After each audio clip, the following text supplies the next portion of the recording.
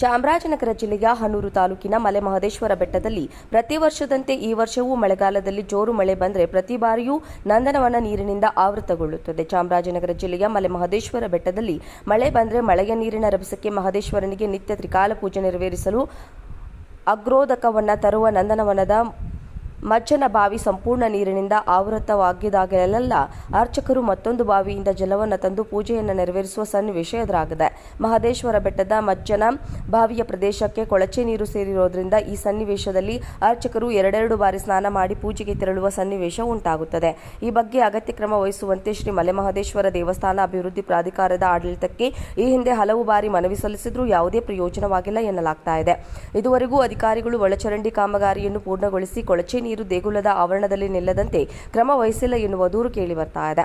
ನೂತನವಾಗಿ ಅಧಿಕಾರ ಸ್ವೀಕರಿಸಿರುವ ಪ್ರಾಧಿಕಾರದ ಕಾರ್ಯದರ್ಶಿ ರಘುರವರು ಪ್ರತಿ ಬಾರಿಯೂ ಮಳೆ ಬಂದಾಗ ಮಜ್ಜನ ಬಾವಿ ಮುಳುಗಡೆಯಾಗುವುದನ್ನು ತಪ್ಪಿಸಿ ಮಳೆಯ ನೀರನ್ನು ಬೇರೆಡೆ ಹೋಗೋದಕ್ಕೆ ಅನುಕೂಲ ಮಾಡಿಕೊಡಬೇಕಾಗಿದೆ.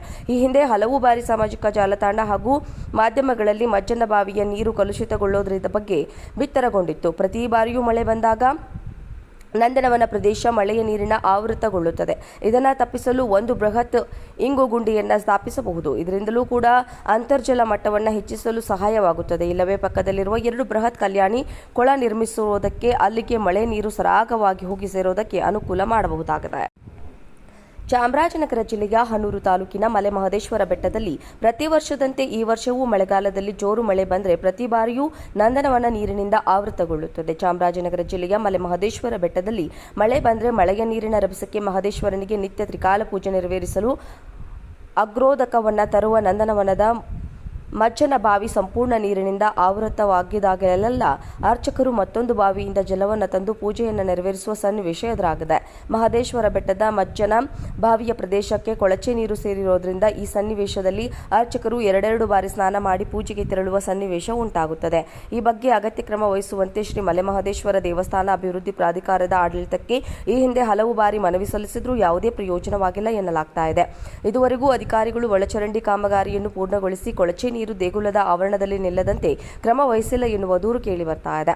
ನೂತನವಾಗಿ ಅಧಿಕಾರ ಸ್ವೀಕರಿಸಿರುವ ಪ್ರಾಧಿಕಾರದ ಕಾರ್ಯದರ್ಶಿ ರಘುರವರು ಪ್ರತಿ ಬಾರಿಯೂ ಮಳೆ ಬಂದಾಗ ಮಜ್ಜನ ಬಾವಿ ಮುಳುಗಡೆಯಾಗುವುದನ್ನು ತಪ್ಪಿಸಿ ಮಳೆಯ ನೀರನ್ನು ಬೇರೆಡೆ ಹೋಗೋದಕ್ಕೆ ಅನುಕೂಲ ಮಾಡಿಕೊಡಬೇಕಾಗಿದೆ. ಈ ಹಿಂದೆ ಹಲವು ಬಾರಿ ಸಾಮಾಜಿಕ ಜಾಲತಾಣ ಹಾಗೂ ಮಾಧ್ಯಮಗಳಲ್ಲಿ ಮಜ್ಜನ ಬಾವಿಯ ನೀರು ಕಲುಷಿತಗೊಳ್ಳುವುದರ ಬಗ್ಗೆ ಬಿತ್ತರಗೊಂಡಿತ್ತು. ಪ್ರತಿ ಬಾರಿಯೂ ಮಳೆ ಬಂದಾಗ ನಂದನವನ ಪ್ರದೇಶ ಮಳೆಯ ನೀರಿನ ಆವೃತಗೊಳ್ಳುತ್ತದೆ. ಇದನ್ನು ತಪ್ಪಿಸಲು ಒಂದು ಬೃಹತ್ ಇಂಗು ಗುಂಡಿಯನ್ನು ಸ್ಥಾಪಿಸಬಹುದು. ಇದರಿಂದಲೂ ಕೂಡ ಅಂತರ್ಜಲ ಮಟ್ಟವನ್ನು ಹೆಚ್ಚಿಸಲು ಸಹಾಯವಾಗುತ್ತದೆ. ಇಲ್ಲವೇ ಪಕ್ಕದಲ್ಲಿರುವ 2 ಬೃಹತ್ ಕಲ್ಯಾಣಿ ಕೊಳ ನಿರ್ಮಿಸುವುದಕ್ಕೆ ಅಲ್ಲಿಗೆ ಮಳೆ ನೀರು ಸರಾಗವಾಗಿ ಹೋಗಿ ಸೇರೋದಕ್ಕೆ ಅನುಕೂಲ ಮಾಡಬಹುದಾಗಿದೆ.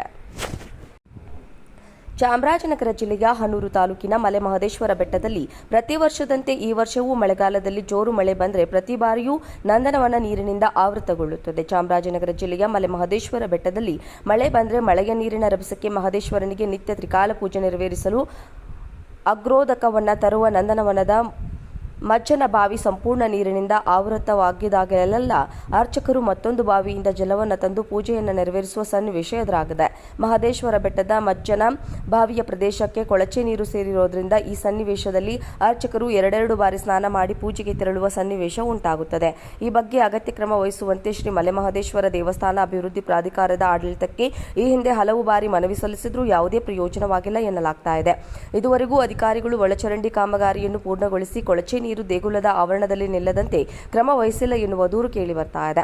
ನೂತನವಾಗಿ ಅಧಿಕಾರ ಸ್ವೀಕರಿಸಿರುವ ಪ್ರಾಧಿಕಾರದ ಕಾರ್ಯದರ್ಶಿ ರಘುರವರು ಪ್ರತಿ ಬಾರಿಯೂ ಮಳೆ ಬಂದಾಗ ಮಜ್ಜನ ಬಾವಿ ಮುಳುಗಡೆಯಾಗುವುದನ್ನು ತಪ್ಪಿಸಿ ಮಳೆಯ ನೀರನ್ನು ಬೇರೆಡೆ ಹೋಗೋದಕ್ಕೆ ಅನುಕೂಲ ಮಾಡಿಕೊಡಬೇಕಾಗಿದೆ. ಈ ಹಿಂದೆ ಹಲವು ಬಾರಿ ಸಾಮಾಜಿಕ ಜಾಲತಾಣ ಹಾಗೂ ಮಾಧ್ಯಮಗಳಲ್ಲಿ ಮಜ್ಜನ ಬಾವಿಯ ನೀರು ಕಲುಷಿತಗೊಳ್ಳುವುದರ ಬಗ್ಗೆ ಬಿತ್ತರಗೊಂಡಿತ್ತು. ಪ್ರತಿ ಬಾರಿಯೂ ಮಳೆ ಬಂದಾಗ ನಂದನವನ ಪ್ರದೇಶ ಮಳೆಯ ನೀರಿನ ಆವೃತಗೊಳ್ಳುತ್ತದೆ. ಇದನ್ನು ತಪ್ಪಿಸಲು ಒಂದು ಬೃಹತ್ ಇಂಗು ಗುಂಡಿಯನ್ನು ಸ್ಥಾಪಿಸಬಹುದು. ಇದರಿಂದಲೂ ಕೂಡ ಅಂತರ್ಜಲ ಮಟ್ಟವನ್ನು ಹೆಚ್ಚಿಸಲು ಸಹಾಯವಾಗುತ್ತದೆ. ಇಲ್ಲವೇ ಪಕ್ಕದಲ್ಲಿರುವ 2 ಬೃಹತ್ ಕಲ್ಯಾಣಿ ಕೊಳ ನಿರ್ಮಿಸುವುದಕ್ಕೆ ಅಲ್ಲಿಗೆ ಮಳೆ ನೀರು ಸರಾಗವಾಗಿ ಹೋಗಿ ಸೇರೋದಕ್ಕೆ ಅನುಕೂಲ ಮಾಡಬಹುದಾಗಿದೆ.